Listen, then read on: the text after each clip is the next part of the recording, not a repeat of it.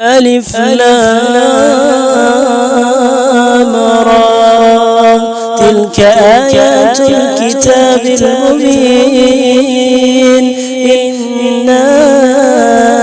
أنزلناه قرآنا عربيا لعلكم تعقلون نحن نقص عليك أحسن القصص بما أوحينا إليك هذا القرآن وإن كنت من قبله لمن الغافلين إذ قال يوسف لأبيه يا أبت إني رأيت 11 كوكبا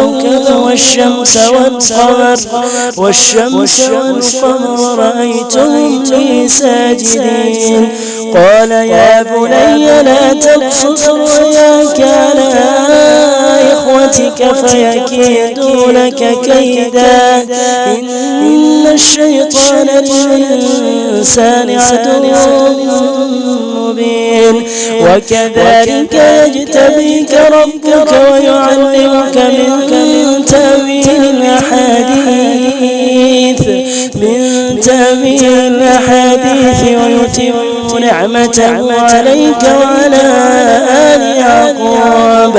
وعلى آل يعقوب كما أتمها على أبويك من قبل إبراهيم وإسحاق إن ربك عليم حكيم لقد كان في يوسف وإخوته آيات للسائلين